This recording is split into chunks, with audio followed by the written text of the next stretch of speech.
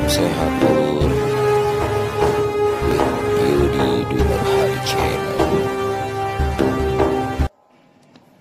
Oke lur, welcome back my channel.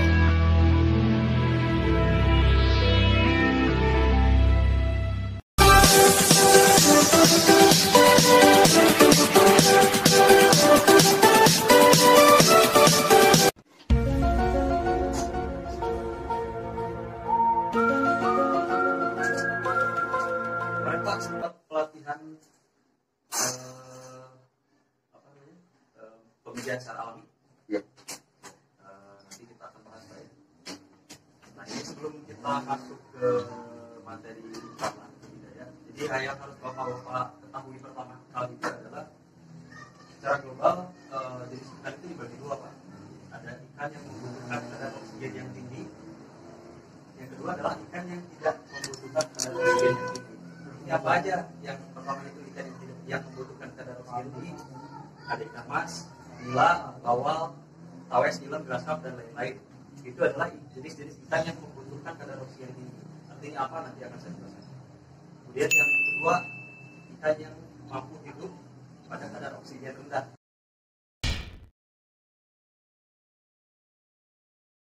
Kan telur. Jadi telur itu secara lomplong, Pak. Ini bagi genital si ikan. Otomatis ketika lurus dia di sini, si telurnya ngumpul di ujung sini di genitalnya. Jadi tanpa kita urut paksa pun dia akan tetap keluar karena sudah copot dari.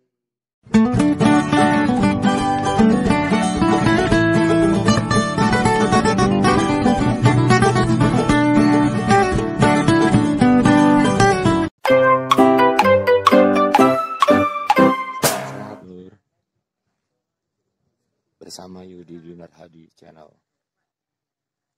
Di sini saya akan memfokuskan membuat konten untuk praktek daripada pelatihan budidaya lele yang posisinya ada di daerah Margahayu, Sukabumi bersama Aroyan Cipta Mandiri.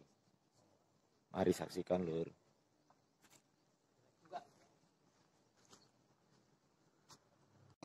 Nyekat gitu kan. Nah, apanya udah ada standar kalau dia Pak. Iya. Yang jual Sebetulnya baik order, Pak. Artinya gimana kita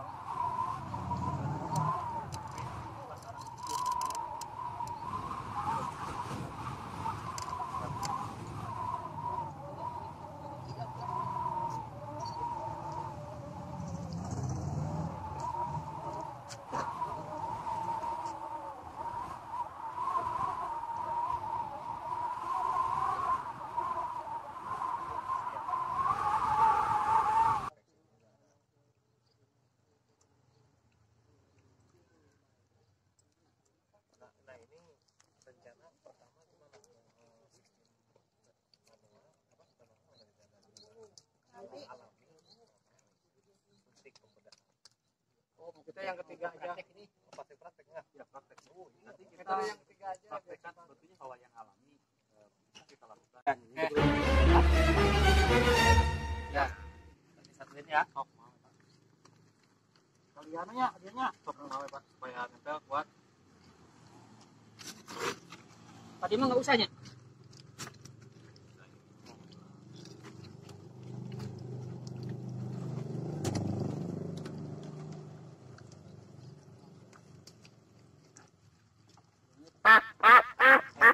Berian.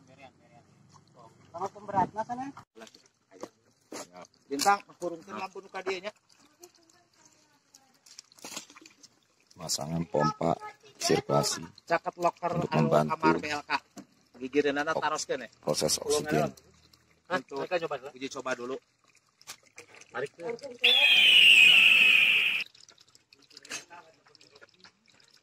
Ukuran segini antara 200-an lah. 250. Ukuran 2x3 udah jadi tadi, Pak. Udah pakai Ini acara buat pemijahan Udah jadi lah. semi buatan.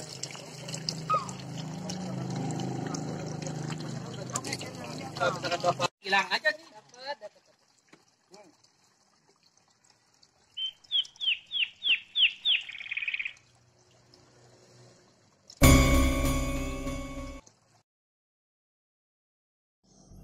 Los ora rewel pokoknya. Jangan lupa di subscribe ya lur.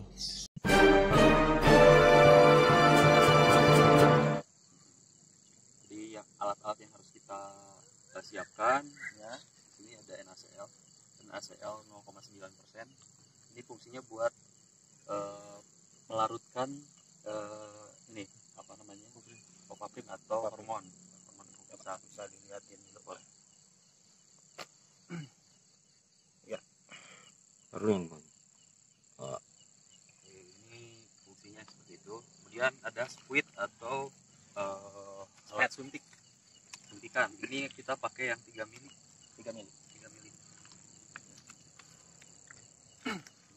alatnya cuman ini aja. Nah, ini namanya selang kateter. Ini sebetulnya digunakan buat Itu apa namanya? pengecekan selang kateter. Oh, selang kateter. Ini buat pengecekan kualitas telur, kesiapan telur. Kesiapan telur, nanti kita coba praktek. Ya, langsung aja. Ini Bapak masih ingat apa dosisnya ya? Kalau dosis mau semi buatan atau buatan sama. Kecuali beda, kalau jantan betina beda dosisnya. Dosis hormon hipofisanya untuk jantan itu 0,1 mili. Hipofisa ya, yang ini 0,1 mili. Ini 0,1 mili Pak. Jadi 0,1 mili itu ada di sini. Dari garis Garis kedua ya, garis kedua yang kecil ini. Kecil. Oh iya. Ini 0,1 mili. Buat Jantan. jantan. Kalau betina itu 0,2 atau 2 kali lipat dari dosis jantan. Oh, 0,2 ya.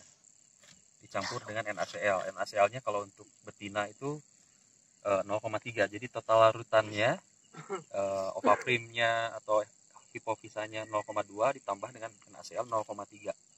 Nanti kita akan campur langsung di sini. Ya. Pertama kita ambil dulu Ovaprimnya. Yang mana, Gus?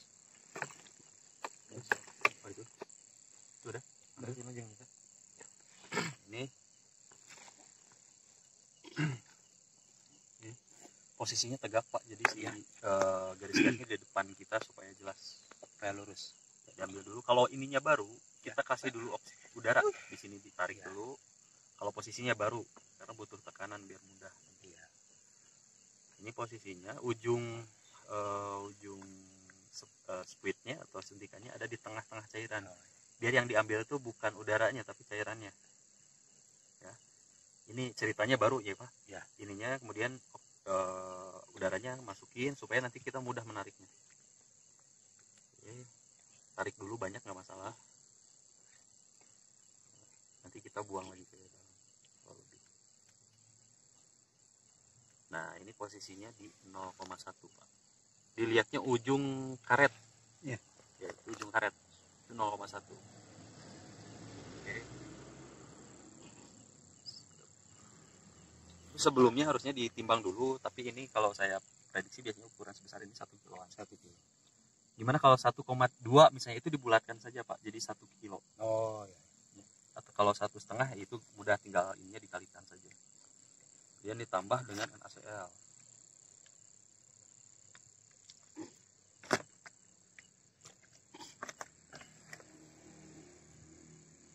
NaCl-nya langsung di sini. Kita ambil 0,3 ya. Jadi totalnya 0,5 di sini.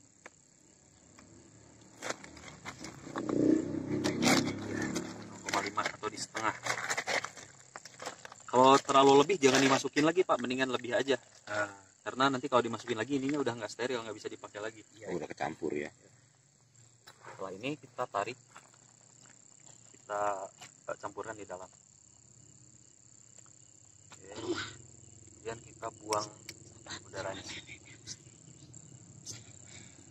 Buang udaranya sampai nanti dia keluar sedikit, berarti itu udah tidak ada udara. Ya.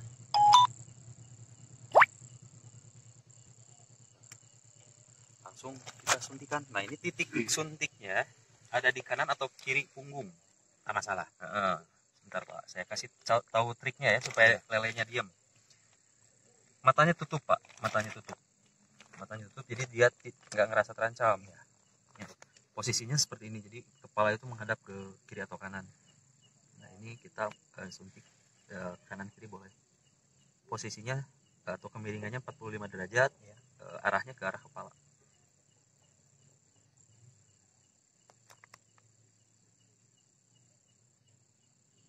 Oke. Sambil kita tutup.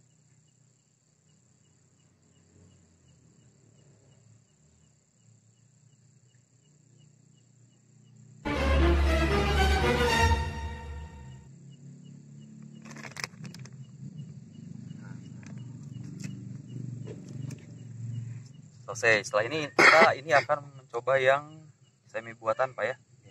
Semi buatan dulu. Setelah ini kita langsung pindahkan atau simpan di kolam Kakaban. Kolam induk, tapi harus terpisah dengan induk yang lain. Di karantina istilahnya. Ya. Oh, iya. Karantina. Oke. Sekarang kita boleh langsung masukin. Ya, ini bisa langsung masukin Boleh. ke kolam. Kolam ini saya buatan kolam yang ini Pak, yang apa? Kakaban. Yang kakaban. Dan kakabannya belum Kolam diturunin. pemijat. Ini kalau apa turunin aja dulu Pak. Ini kan betina ya? Ya.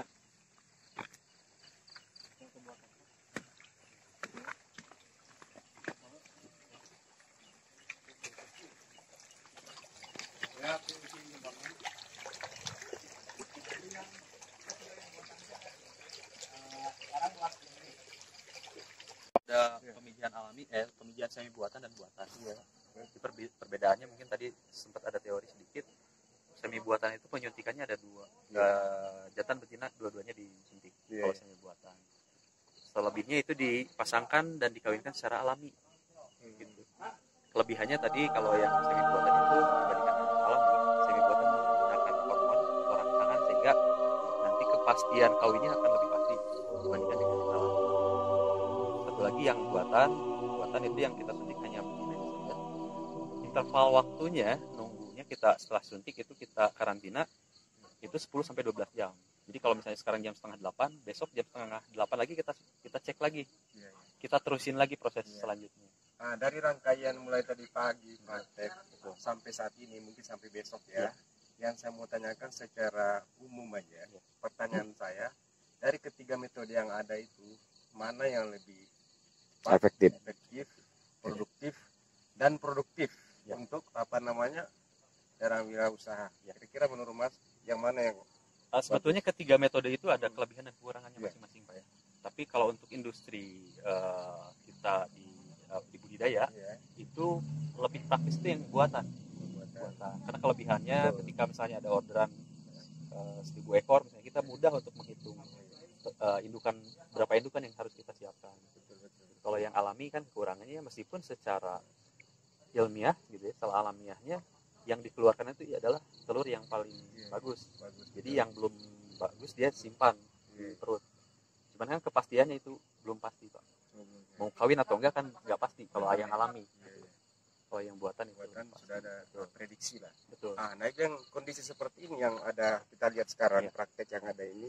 Kira-kira maaf, kita kan namanya manusia ada perencanaan semacam prediksi lah. Mungkin pengalaman Mas selama ini dengan kondisi kolam dan kondisi indukan dan segala macam lainnya sebagai komponen pelengkap itu, kira-kira ada prediksi nggak terhadap kira-kira berapa? Ya, estimasi lah yang. Oke, estimasi kalau untuk kita sekarang pakai yang indukan jenis atau strain sangkuriang Pak ya. Betul. Karena beda strain kadang beda jumlah telur. Nah yang kita pakai ini sangkuriang dengan bobot 1 kilo itu 50 sampai 60 ribu butir telur yang bisa dihasilkan. Cuman nanti pada saat teknis itu akan ada yang namanya survival rate atau rate yang berhasil atau dan tidak berhasil. Artinya ada estimasi di situ bisa sampai 10% atau 20% yang tidak terbuahi. Dari angka tadi berapa? 50 sampai 60 ribu. 60.000 per satu pasang itu. Betul. Jadi pasti ada yang tidak terbuahi atau kondisi telurnya kurang bagus. Dan bahkan kadang kalau kita kurang bagus pada saat seleksi induk, itu bisa malah gagal. Makanya kuncinya adalah tetap di seleksi induk ya. Karena baik alami semi buatan dan buatan, kalau induknya kurang bagus ya tetap sama gitu hasilnya. Tapi dari ada praktek tadi ini yang ada, kira-kira ada kendala apa yang paling sulit dari praktek yang ada seharian ini kira-kira? Tadi saya sudah kalau kualitas saya sudah ukur ya. Bagus ya. Dan teman-teman tadi sudah ukur dari pH-nya normal. pH normal. Yang penting sih pH. Kalau di ikan lele oksigen terlalu enggak terlalu bermasalah ya. Karena tidak membutuhkan kadar oksigen yang tinggi. Jadi sejauh ini nggak ada masalah sih. Oke. Jadi besok season terakhirnya apa yang besok? Jadi besok tadi kita sudah pelajari mengenai teknik materi maupun praktek ya, dari mulai pembenihan, pendederan sampai pembesaran. Besok kita lanjut ke pencegahan penyakit. Penanggulangan begitu. Betul. Jadi pada prinsipnya sih beda dengan yang lain ya, karena lele itu makhluk hidup, artinya kita harus lebih ke pencegahan Pak. Karena pada umumnya ketika sudah terkena penyakit kan sulit mengontrol. Betul. Artinya kita bagaimana menjaga stabilitas. Ya? Besok mungkin kita akan pelajari namanya ada imunostimulan Pak. Jadi imunostimulan itu satu metode di mana harapannya adalah meningkatkan sistem imun. Kan pada saat imunnya sudah terbentuk dengan bagus, artinya kan penyakit nggak akan mudah kena gitu. Jadi prinsip ke arah sana gitu. Saya rasa kita coba siap. Tanyakan lagi. Oke, terima kasih kalau gitu. Siap.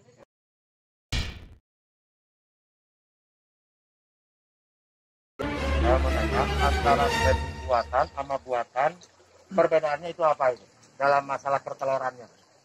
Jadi perbedaannya sebetulnya prinsipnya sama Pak ya. Cuman beda prosesnya saja. Jadi proses yang semi buatan itu hampir mirip dengan yang alami. Jadi alurnya kita seleksi induk dulu, ya, pilih jantan dan betina yang bagus. Kemudian yang semi buatan itu kita kasih hormon. Jadi jantan dan betina kita kasih hormon dengan dosis tertentu. Kita timbang untuk menentukan dosis hormon, kemudian kita suntikan. Selebihnya kita langsung pijahkan, seperti yang alami. Kalau yang buatan prosesnya agak berbeda atau jauh berbeda dengan yang alami maupun semi buatan. Kalau yang buatan itu yang kita suntik hanya betinanya saja. Yang buatan kita suntik hanya betinanya saja, kemudian jantannya tidak kita suntik karena akan kita korbankan untuk diambil spermanya. Jadi antara penetasan itu antara semi buatan sama buatan sama. Berapa malam itu? Kalau waktunya semi buatan. Kalau waktunya berbeda Pak. Berbeda waktu pemijahan. Kalau yang semi buatan itu kurang lebih 12 jam. 12 jam. Artinya kalau kita sore hari pijahkan, biasanya pagi keesokan harinya udah keluar telur. Tergantung juga kondisi indukan ya. Kemudian yang buatan itu ada 2 fase. Yang pertama itu penyuntikan, kemudian kita nunggu interval waktunya 10 sampai 12 jam. Nah, setelah 10 sampai 12 jam kemudian kita langsung lakukan fase yang kedua adalah melakukan pengeluaran telur dan pencampuran sperma. Pertanyaan terakhir, antara semi buatan sama buatan pas telur menetes, pas jadi larvanya itu sama nggak kualitasnya? Nah, kembali lagi Pak, sebetulnya kalau metode tidak ada sangkut pautnya dengan kualitas ya. Yang menjadikan patokan kualitas itu adalah kesiapan induk. Induknya, ketika induknya Bapak pilih itu indukan yang bagus, otomatis mau menggunakan metode yang manapun sama hasilnya. Enggak, maksudnya pas netesnya itu sama enggak gitu. Sepertinya pas semi buatan ini udah bertelur, pas netes itu sekitar 32 jam.